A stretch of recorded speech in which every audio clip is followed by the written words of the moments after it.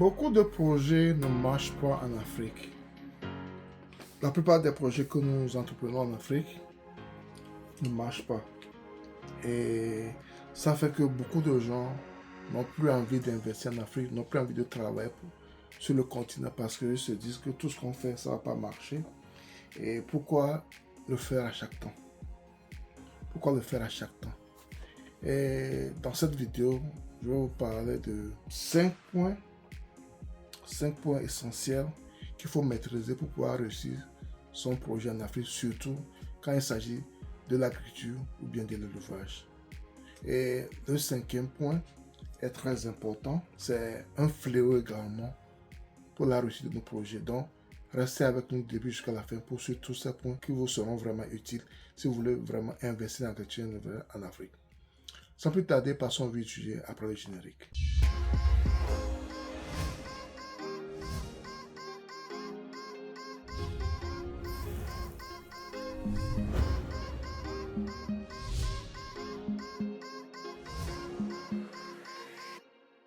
Si vous me découvrez pour la première fois, mon nom c'est Sabi Aliati. Et sur ma chaîne, nous parlons d'investissement en général en agriculture et en élevage.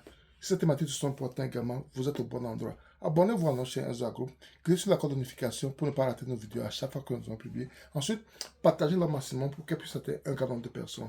N'oubliez pas surtout un pouce, ce qui va également permettre à YouTube de diffuser nos vidéos à plus de personnes. C'est vraiment dommage quand on veut investir en agriculture, en élevage en Afrique et à la fin, on perd notre argent. Donc, il y a des points essentiels que nous devons maîtriser pour pouvoir réussir notre investissement en Afrique. Au premier point, nous allons parler des finances. C'est très capital, c'est très primordial. L'agriculture et l'élevage, on ne peut plus le faire comme nos parents l'avaient fait avant. Et on doit le faire quand on a les moyens. Même si on n'a pas un grand moyen, il faut savoir qu'à la longue, on va investir dans ce projet. Et c'est pourquoi moi, des fois, je vous dis, même si vous avez des milliards et vous voulez investir, investissez petit et grandissez avec le projet. Au lieu d'investir tout et quand ça se perd, vous avez des problèmes. Mais si vous n'avez pas beaucoup de moyens, quand vous commencez, quand vous vous appliquez, votre business peut grandir et vous pouvez grandir également vos investissements au fur et à mesure. C'est très important, les finances. Sans les finances, si vous n'avez pas une très bonne finance, vous ne pouvez pas investir en agriculture et en élevage. En second point, dans la formation. La formation, je pense qu'elle est très, très capitale. Si tu ne maîtrises pas ce que tu veux faire, ce n'est pas la peine. C'est vrai, tu peux avoir des gens qui vont travailler pour toi, mais il faut avoir une notion. Même si ce sont des notions générales, quand tu as ce genre de notions, ça te permet de comprendre des fois ce qu'on te dit. Par exemple, tu connais le nom de tel sujet, tu connais la quantité d'aliments que tu dois consommer par jour. Donc, quand on te fait des calculs qui n'ont rien à voir avec ce que tu as, tu peux comprendre que ça, il y a quelque chose qui ne va pas. Au fil de ta production, et tu sais qu'à ce moment, on doit administrer certains vaccins, à ce moment, on doit faire ceci, cela. Donc, quand tu sais cela, tu connais cela, tu peux contrôler l'évolution de ton business. Donc, c'est très important que toi, promoteur, tu aies des notions dans quoi tu investis. Donc, la formation est très, très importante. Tu peux avoir de l'argent, mais quand tu ne maîtrises pas ce que tu fais, on va te rouler dans la farine chaque temps et tu vas te plaindre. Ce n'est pas le business qui n'est pas bien, c'est toi, c'est ta manque de formation qui fait qu'on te roule dans la farine. Donc, essayons de ne pas toujours blâmer le business, mais voyons ce que nous-mêmes, on n'a pas fait, ce qu'on n'a pas mis en place et ce qui nous arrive. Après la formation, nous aurons à parler du personnel. Ça, c'est un problème que tout le monde a quand on investit en agriculture, en élevage. La gestion du personnel. C'est un fléau. Je vais le dire, je ne vais même pas parler de problème. Je vais dire c'est un fléau que nous avons. Les gens qui travaillent avec nous. Et c'est très difficile de trouver des bonnes personnes qui vont travailler, qui vont t'accompagner. Et c'est pourquoi c'est important de savoir comment gérer son personnel, comment travailler les gens qui sont avec toi.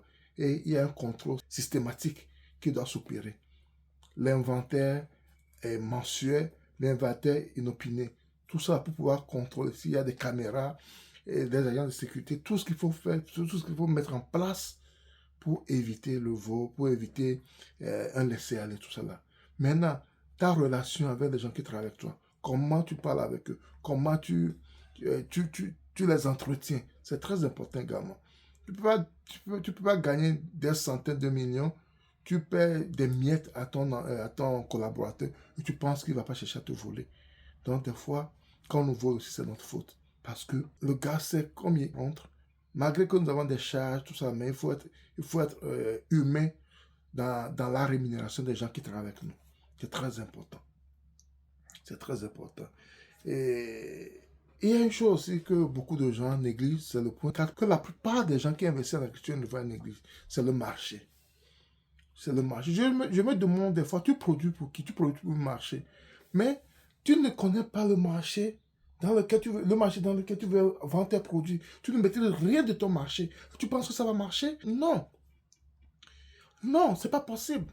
Des fois même, je pense qu'on doit connaître le marché même avant de commencer la production. C'est très important. Tu dois savoir là où tu vas faire commencer. Parce que quand tu produis, tout ce que tu auras produit, c'est pour un marché bien déterminé. C'est pour un marché donné. Mais tu ne maîtrises pas ce marché. Tu fais la production.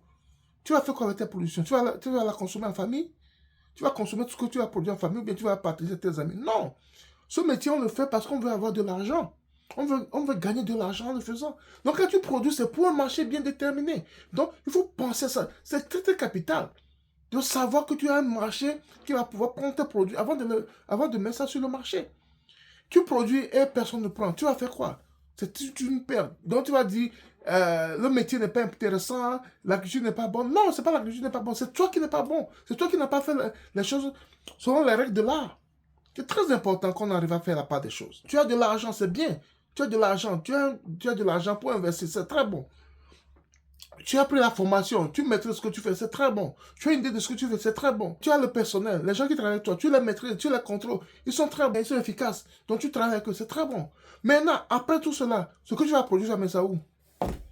Tu vas pas la consommer, tu vas le mettre sur le marché. Et tu ne maîtrises pas ton marché, tu vas faire comment? C'est un problème. Donc c'est très important qu'on maîtrise le marché, qu'on maîtrise ce qu'on produit pour ce marché bien déterminé. Parce que le marché est vraiment vague et puis ce que tu produis aussi ne va pas aller dans tous les marchés. Il y a certaines restrictions par rapport à certains produits dans certaines localités. Donc tout ça, tu dois les maîtriser avant de faire ta production. C'est très important. Je pourrais m'arrêter sur ces 4 points parce que c'est l'essentiel. Mais j'ai ajouté le 5e point qui est très capital également, c'est la famille, les amis, les parents. Beaucoup ont échoué à cause de cela.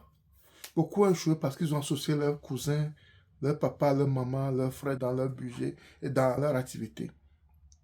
Je ne dis pas de ne pas associer ta famille, mais quand tu vas associer ta famille, il faut les traiter au même titre que les autres, que le personnel.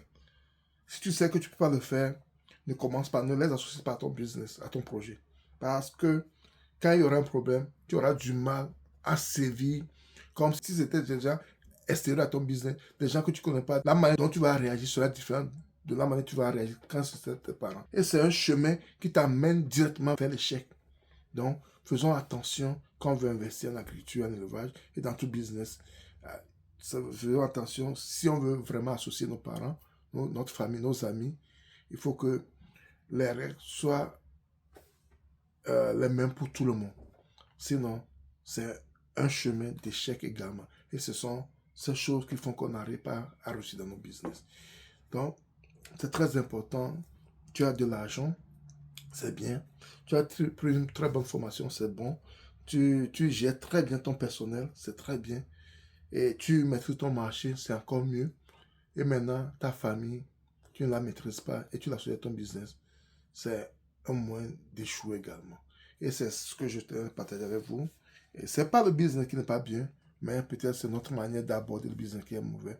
Revoyons ça et je pense qu'on peut réussir nos projets d'élevage, d'agriculture et dans tout le business en Afrique. Si tu as aimé la vidéo, ne la garde pas pour toi, partage autour de toi pour qu'elle puisse aider quelqu'un qui veut démarrer un business ou bien une activité au pays, de faire attention et de savoir comment mettre les pas pour pouvoir réussir son business. Si tu as aimé la vidéo, partage autour de toi. Et si tu n'es pas encore abonné à notre chaîne de groupe, abonne-toi à notre chaîne de groupe. Clique sur la cloche de notification pour ne pas rater nos vidéos à chaque fois que vous publiez. Ensuite, un pouce également qui va permettre à YouTube de visionner nos vidéos à plus de personnes. C'était Sabi et à la prochaine. Bye bye.